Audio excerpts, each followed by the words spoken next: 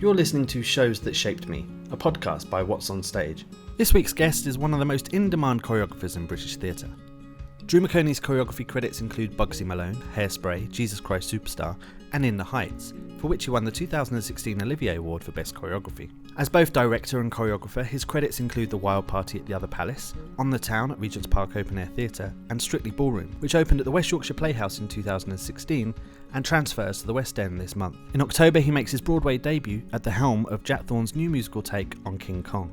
Here is Drew McOnie. I think I probably have two productions that feel, like they were really kind of key to my development, almost memorable. And one was actually a student production. I did a production of Kiss of the Spider Woman at Arts Ed. And I remember it felt like it was probably the first time I came at choreographing something.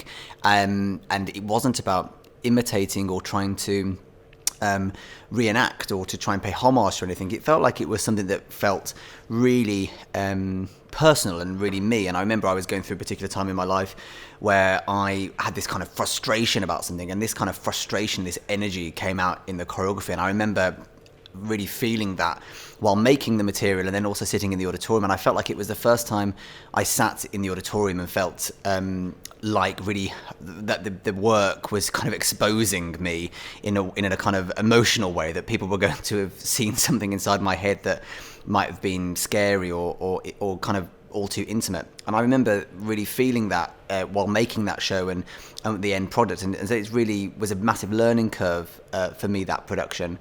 And I guess the second one would probably be Jesus Christ Superstar, which was at Regent's Park a year ago.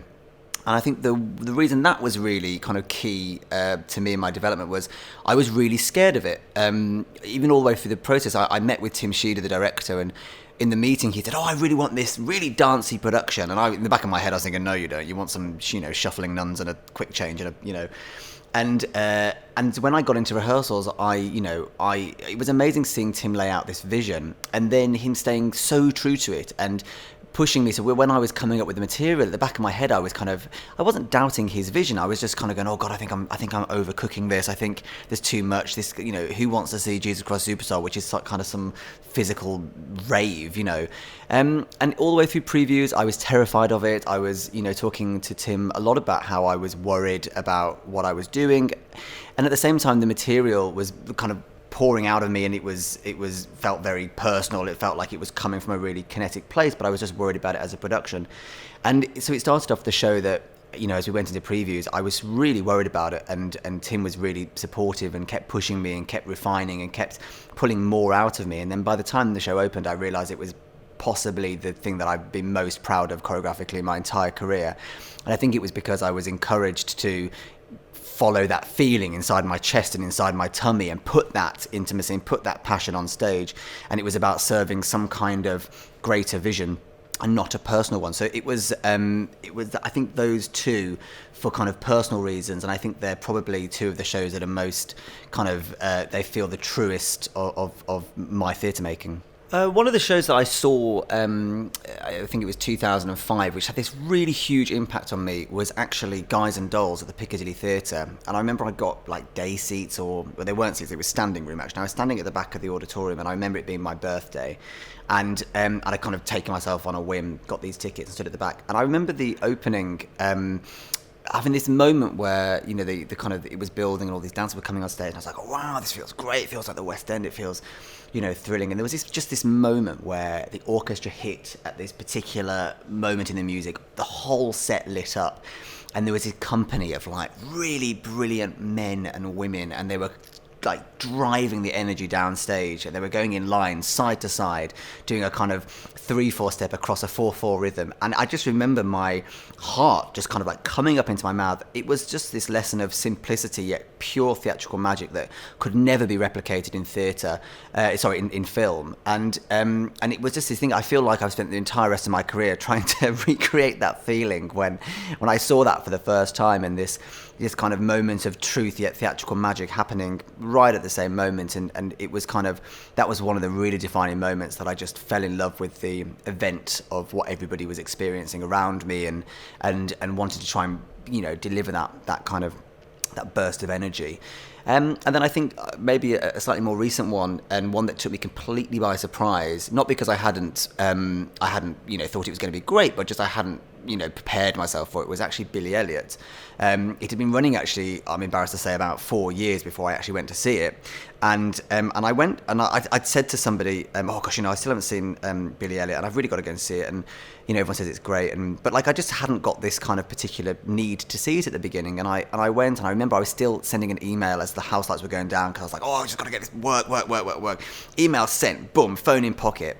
And then what happened over the next kind of 2.5 hours was, I just got so lost in the whole thing I just thought the whole thing was magic. I thought it was just, again, pure genius theatre making. And I think the section that I believe is called the Grandma Song, I just wept when I saw it for the first time, because I felt like it was, again, so simply done, but just the amount of emotion that had come out of Peter Darling's work and the way that had come together with all departments was just, I'll never forget it. So it was again, something that I just feel like made me fall deeper in love with theatre making. And then having that wrapped up with the story of a young male dancer, and I ended up seeing the production maybe 5 or 6 times, and what I always found amazing was every time I went to see it, I cried at least 3 times. And I'm actually not a crier. I know this podcast is probably not going to be doing anything to support that belief, but I cried 3 or 4 times every time I went to it, and every single time I cried at a different moment, which made me believe that the way that the show had been created was so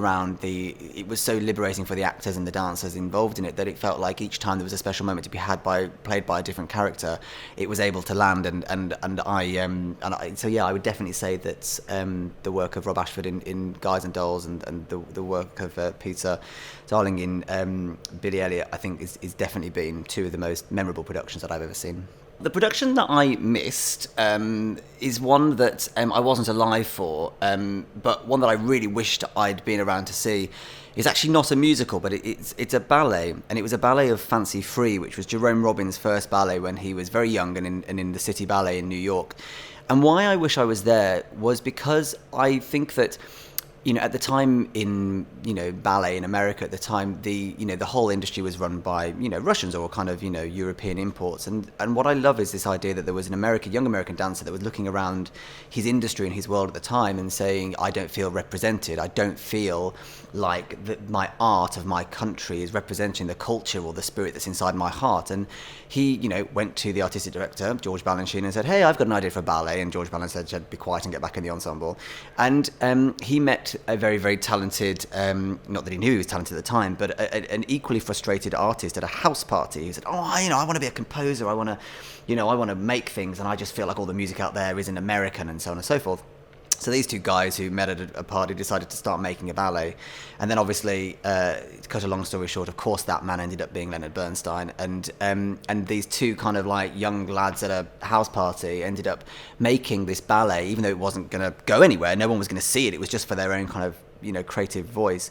And then Leonard Bernstein becomes this overnight smash kind of new sensation of, I think it was the New York Philharmonic, and they all turned to it as he stepped in for a conductor that was ill, very young, and became, the critics adored him, and they said, oh, so what's next for you, Leonard Bernstein? He's like, well, I've got this ballet I'm making. At the same time, one of these choreographers in a triple bill, I think Russian, pulled out. They didn't have a ballet to put on a City Ballet. Jerome Robbins goes to the director and says, guess what? I've got a ballet that you can do. And, George Balanchine says, oh, well, we'll keep it, we'll just keep it quiet. We won't tell anyone about it, but you can put your ballet into the triple bill. Just at the same time as the world's press asked Leonard Bernstein what he's doing, because, I've got this ballet on at City Ballet. Of course, the world's press descend upon Jerome Robbins' first ever ballet, and he presents a ballet, Fancy Free.